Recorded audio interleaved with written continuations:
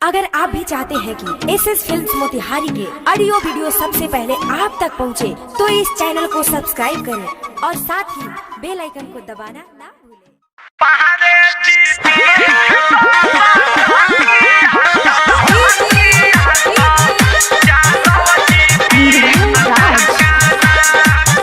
खाली फोकट न चूमा मिली ना, बिना ले ले दले कुछ हिले ना।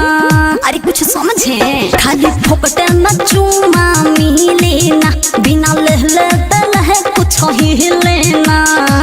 मन बात बात कलह पाका पाका ना, मन बात बात कलह पाका पाका ना।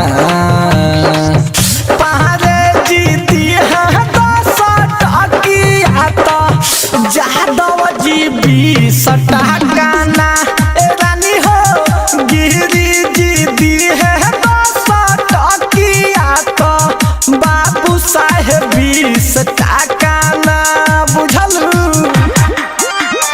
बुझलू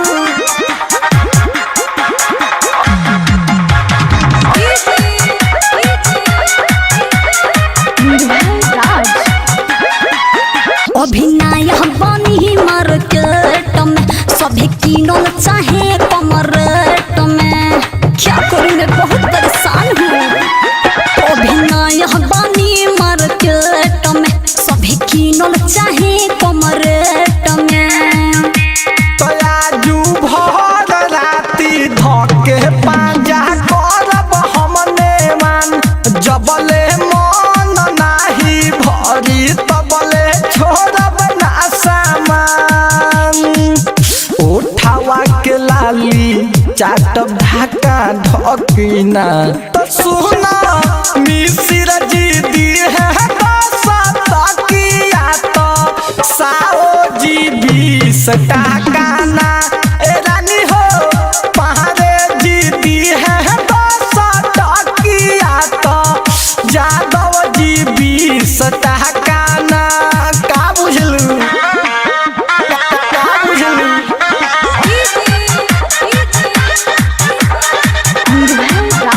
रिकॉर्डिंग बाय बिहारी म्यूजिक चकिया। एक टोके न चोली पत्ता कल कर, तोहर खड़ा बटावर चापल कर। ए बाबू कुछ तो समझो। एक टोके न चोली पत्ता कल कर, तोहर खड़ा बटावर चापल कर। तो देखी गोदरल जवानी मनबा भइल पानी पानी। आजू छोड़ बनाए रानी खूबे करब माना मानी। सन तो समुना कहे घटी घाटना, तो सुना लाला जी दी है 10 टकिया कुछ वाहा जी 20 टका ना। ए रानी हो पहाड़े जी दी है 10 टकिया तो जादव जी 20 टका ना। बुझलू? खाली फोकट न चूमा मिली ना, बिना ले ले दले कुछ हिले ना। अरे कुछ समझे? खाली फोकट न चूमा मिली ना, बिना ले ले दले कुछ हिले ना। मन बात बात कलह पाका पाका ना, मन बात बात कलह पाका पाका ना।